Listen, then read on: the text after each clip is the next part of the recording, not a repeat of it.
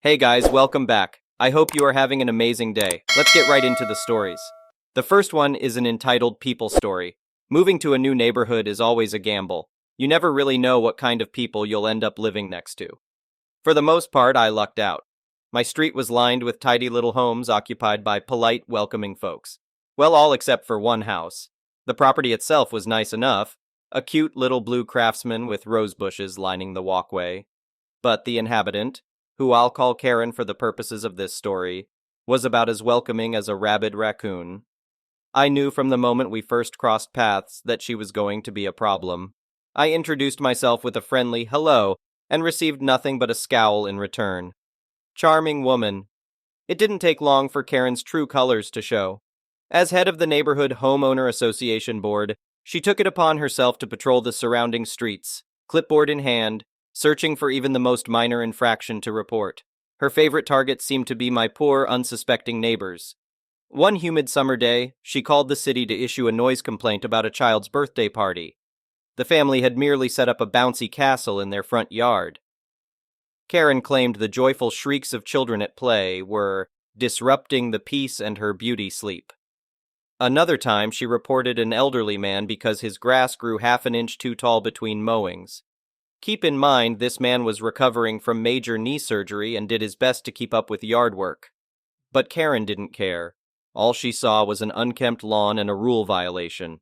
Her obsessive patrolling and tattling quickly earned her the nickname Homeowner Association Karen among neighborhood residents. While I felt sympathy for my kind-hearted neighbors, I considered myself lucky to be spared from her wrath. That's because I didn't actually live in the boundaries of her homeowner association district. My street was just outside the reach of her clipboard, or so I thought. My blissful immunity came to an abrupt end one sunny Saturday morning. I had just poured myself a steaming mug of coffee and settled down on the couch for some weekend reading. But before I could even crack open my book, an aggressive pounding sounded at the front door. I pressed pause on my music and hurried to answer. Swinging open the door, I came face to face with none other than Homeowner Association Karen. She stood rigid as a statue on my doorstep, eyes hidden behind dark sunglasses. In one hand, she gripped her clipboard, the other held a cell phone poised to dial. Without even a proper greeting, she launched into a tirade about my unsightly yard decor. Apparently, the whimsical gnome statue I had recently added near my flower bed violated homeowner association guidelines. Never mind the fact that I wasn't under homeowner association jurisdiction, and this was my own private property. I barely got a word in to point this out before she declared she would be calling cops to report a neighborhood disturbance. True to her word, she furiously punched numbers on her phone while glaring daggers in my direction. I stood in stunned disbelief as she announced to the dispatcher I was posing a threat to community decency and aesthetics, all over a silly knee-high statue. Part of me wanted to laugh at the absurdity, but I also felt unease stirring in my gut. Surely this obsessive harassment couldn't be legal. The bizarre gnome cop's call was only the beginning. Over the next several weeks, hardly a day went by without Karen making her uninvited presence known. If she wasn't pounding at my door, she was staking out the street in front of my house, waiting to call in anything she deemed a violation. Trash can lid left open after pickup? Cops complaint for promoting vermin infestation. Had a friend over who parked slightly crooked on the street? Cops called for a parking infringement. Hosting a family barbecue in my backyard. Cops notified there was excessive noise and commotion. Each time the police would arrive, look bemused when there was clearly no issue, and leave after giving Karen a warning. But the calls kept coming day after day. The harassment was affecting my sleep, my mental health, and my sense of safety in my own home. I started avoiding backyard get-togethers for fear the cops would show up. I triple-checked for any potential violations before taking out trash or getting the mail. I even began parking my car a block away just to avoid further confrontation. After 2 straight weeks of multiple daily cops calls, I'd had enough. I decided to fight back and stop letting fear rule my actions. A friend recommended I start by filing an official report of harassment with the city. She even offered to act as a witness to some of Karen's antics. With documentation in hand, I then presented my case to the Homeowner Association Board President. I provided proof that I resided outside their jurisdiction, yet Karen was still improperly using her role to target me. To my relief, the Homeowner Association President was understanding. He assured me he would be having a serious discussion with Karen and putting an end to her reckless cops calls. I held my breath in anticipation, hoping this joint action would finally halt Karen's insane crusade. Incredibly, it seemed to do the trick. The constant knocks at my door and shrill cops calls tapered off. Of course, I caught the occasional glimpse of her squinting eyes peering from behind closed curtains, but the barrage of harassment ceased. Unfortunately, my relief was short-lived. Only 2 weeks later, the excessive cops calls resumed, this time with a vengeance. Karen must have received a warning at most. Now she seemed even more unhinged. On a mission to gather evidence, I installed security cameras aiming at the street. The footage I captured horrified me.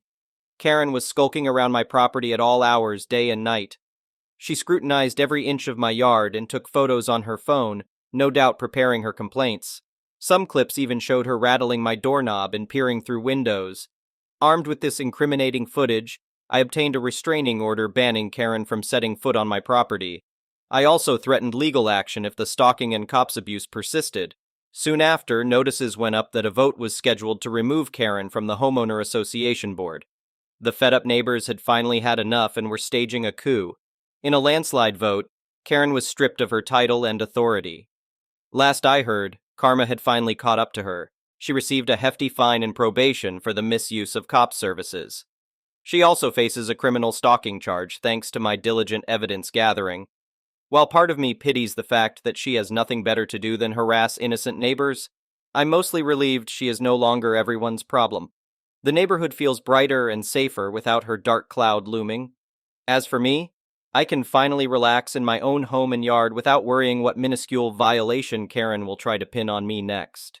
She may have gotten away with her power trip for a while, but this homeowner association, Karen finally met her match. The next one is a pro-revenge story. So this happened yesterday. I'm not working at the moment, but I've been trying to keep myself busy by offering to help people in my family and friends' circles, giving them lifts, helping them move, etc. All in all, I consider myself a pretty generous person. Yesterday, my younger brother finally managed to get a few days off work, and he was going up the coast with some friends for a nice relaxing getaway for one of their birthdays. He'd asked me weeks before if I could give him a lift, as he had chef school that day and wouldn't be able to get a lift to the house with his friends as planned.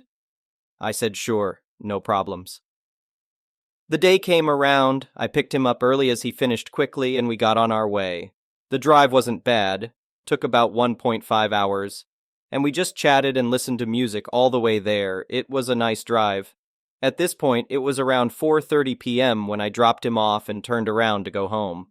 I got probably halfway home when I saw someone parked up by the side of the road waving me down. So I decided to pull over as a few cars ahead had already driven past without stopping. They dodged a bullet. Enter an entitled parent and her POS kid. EP, can I help you? Me, looking confused since she waved me down. I thought maybe you needed some help. Is everything okay? EP, no, we ran out of petrol. Me, oh, okay. That's a pretty easy fix. The next town I knew had a service station as I passed it on the way there, and it was only another 5 km up the road. Me, I can drive you into the town to get petrol and bring you back here. EP, okay, she says simply, her son picking up some of the gravel by the roadside and throwing it into traffic, 60 miles per hour highway. Me, hey, don't do that, champ, it's dangerous.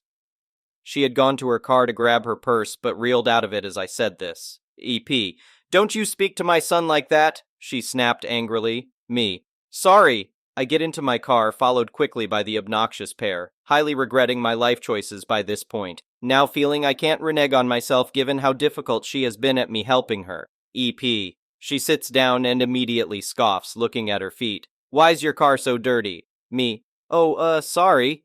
I used to put my work boots down there, so it got kinda dirty over time. EP, you could clean it up, you know? Me, I laugh nervously and just nod, pulling away and wanting this to be over with as fast as possible. I left my phone in the center console and she grabs it up. EPP, can I call someone? My phone ran out of charge, that's why we were stuck out there. Me, oh yeah, go ahead. I have unlimited calls, so I really didn't care. Either she thinks the person on the other line can't hear her, or she's trying to contact them without the use of the phone because she is shouting. Meanwhile, her son suddenly leaps up between the two front seats, looking out the front window. I quickly slow down a bit in shock. Whoa, put your seatbelt on, dude. The mother just glances at him and pushes him into the back seat, and I have to tell him to put his seatbelt on again before he actually does. I'm furious by this point, but I could already see the town ahead, and she'd thankfully only had a short conversation and put my phone back. We pull up to the pump without issue, but she sits there for like 10 seconds, giving me this quick sideways glance with her arms folded, and I don't even have to ask if this woman wants me to get the gas for her. I know she does. And then I think, I didn't know if it was going to work, but I wanted to try, and here I am. I get out of the car and grab a 5L jerry can they had for sale, holding it up for her approval, and she nods. I fill it up and walk up to the passenger side door and open it. EP. What? Me. Oh, I just wanted to know if your son wanted to pick out an ice cream. I know it's a hot day today. She looked shocked for a moment, and for the first damn time smiled. The kid practically leapt out of the car, and much to my happiness, so did she, following him in there. I walk in, put the jerry can onto the counter as he quickly comes up with his ice cream. Me. Oh. 1 second, I left my phone in the car. It has my debit card in it. I smile as soon as my back is turned to them, getting into the car and casually driving off, relishing in the sight of her running out of the service station screaming who knows what profanities.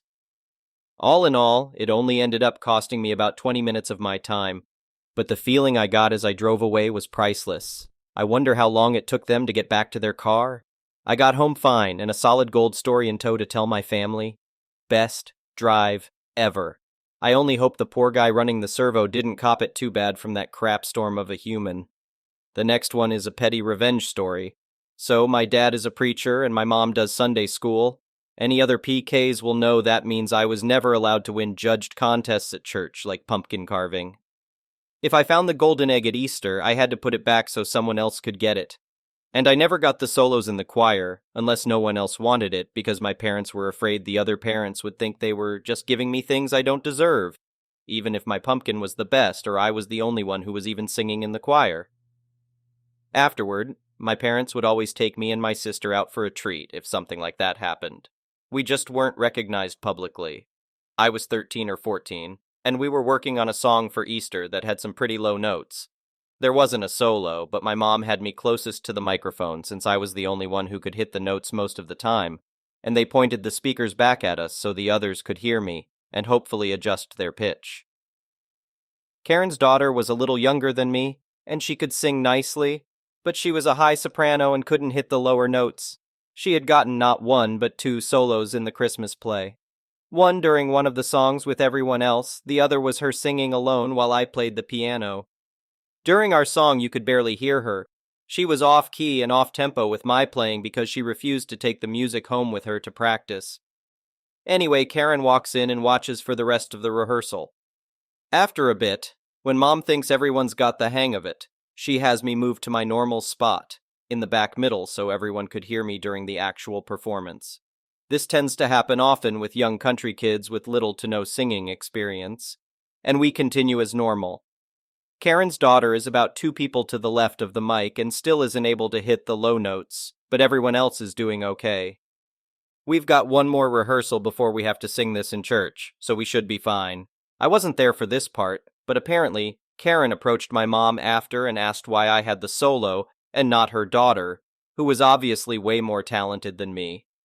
Mom explained that I didn't have a solo, that there wasn't even a solo for this song, and that I was just singing into the mic so everyone else could get the hang of the song. Karen asked why she didn't have her daughter sing into the mic because she's a better singer than me.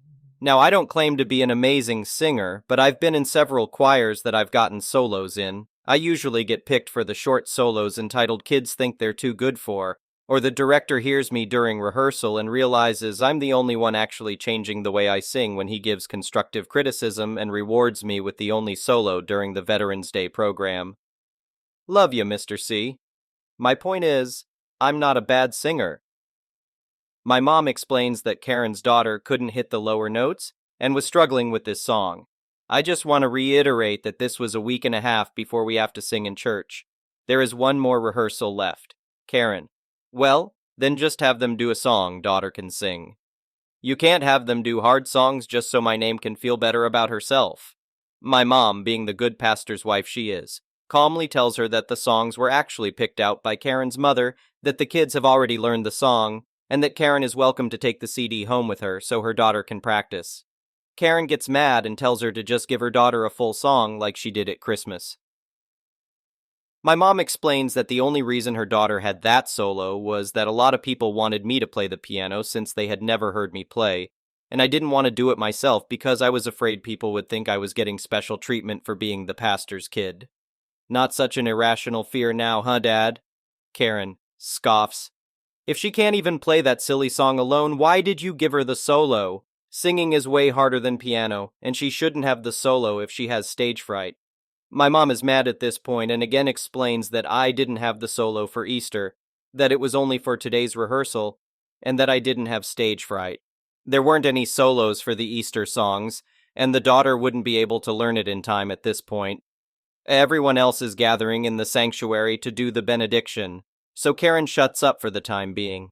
The next week, the daughter comes in with some song lyrics and says her mom wants her to sing it on Sunday. This was Thursday. I'm looking over her shoulder and not knowing what had happened last week, I mentioned that I think that song is in my piano book. Since we go straight from my piano lessons to church, I look and I do have it. Since Karen hadn't sent a CD, my mom just smiles and tells the daughter that she can sing it and I would play the piano with it. I run through it alone a few times while everyone else is eating dinner, and then we go through it together after we had gone through all the other songs. Karen comes in and sees us rehearsing together and starts talking loudly to my mom, which makes me mess up, having learned this song in about 10 minutes. I stop and Karen starts saying that her daughter deserved a solo to herself and shouldn't have to share the spotlight with a spoiled brat who can't even play. My mom calmly points out the obvious, that Karen distracted me and that I was doing very well considering how fast I had learned the song. She then tells me and the daughter to run through it again. As we do, the grandmother walks in and comments on how she was excited to hear me play again, and that we sounded amazing. If you've ever met a Southern mom, you know you don't get mad at someone else when your mom's in the room, unless you're 110% sure she will side with you. Karen backed off and pouted for the rest of the night. Her daughter was supposed to be staying with one of the other church kids that night since we were out of school the next day for Good Friday, which means Karen left at the same time as her mother and couldn't say anything about it. Easter Sunday comes and the same thing that occurred at Christmas happened. I had practiced nonstop for 2 days, so I would be perfect, and Karen's daughter sounded like she hadn't practiced since Thursday, which she probably hadn't. I noticed that during the group songs, the microphone was a lot closer to us than usual, which meant instead of everyone being about the same distance from the mic, I was about 6 inches to a foot closer than everyone else. I listened to someone's recording later, and you could hear me ever so slightly louder than everyone else. I'm 99% sure that was on purpose. Way to go, Mom. The next one is a malicious compliance story. A few years ago, I was meeting 2 friends at the county fair. I was running late due to the traffic, and the fair is a pretty big deal around here, so I told them to go ahead without me. When I finally got there, I went to the ticket booth to buy a ride pass. For $10, you could get a wristband allowing you unlimited rides. This was a much better deal than getting single ride tickets, which cost $1 each. Except this year, something was strange. Usually you could buy just one wristband, no problem, but for some reason the only way to buy them this year was to get 2 at once. Now, obviously, my 2 friends had bought their wristbands together, so I didn't have a second person to buy one with. I went up to the ticket taker, who looked a lot like a stereotypical entitled person. The short blonde bob, the oversized sunglasses on top of her forehead, the rolls of fat hanging out of her red vest all of the fair workers were wearing. She looked at me and said in the most annoyed voice, "Can I help you?" Yes, I wanted to buy a ride pass, but I don't have a second person to buy it with. Could I just have one wristband? What are you telling me? You have no friends? Did you seriously come to the fair alone? I didn't come alone. It's just my friends already bought wristbands. That's it? You don't have a sibling, cousin, parent, anything? I find that hard to believe. Yeah, of course I do. They're just not here. And you only have 2 friends? Maybe if you had more, it wouldn't be a problem. Now go off and make a friend. Then you can come back and get a pass. Her attitude really annoyed me, just about as much as this ridiculous new rule. Like, if they could sell you 2 passes, then what was the problem with selling one? I get most people don't go to the fair alone, but what if there was an odd number of people? I really didn't want this annoying ticket taker to have her way, so I did just what she said and decided to make a friend. Standing behind me in the ticket line was a pregnant mom and her daughter, about 8 or 9. I was assuming the mom wasn't going to be riding any rides, and they seemed to be giving in and just getting single ride tickets. That's when I got an idea. I pulled the little girl aside and asked her if she would like to get a ride pass. She said yes, and I got back in line with them. "Did you make a friend yet?" asked the annoyed ticket taker. "I did, actually. Me and my new friend here would like to buy a ride pass," I said, smirking. The ticket taker stuttered and tried talking back, but there was nothing she could do. The rules stated that the pass had to be bought by 2 people. It never said that they had to be together or even know each other. The mom and I each paid $10 and took our wristbands. The daughter thanked me and we parted ways. I went to catch up with my friends and we spent the rest of the day at the fair. I went back to the fair the next day, but this time with my twin sisters, where I discovered a new rule. The passes only lasted 1 day, and new ones had to be purchased every day of the fair. This was annoying, but there was nothing I could do. Of course, there was the same angry, overweight ticket taker who was there yesterday. My sisters bought their passes together, and I decided to do the same thing I did the previous day, just to spite her.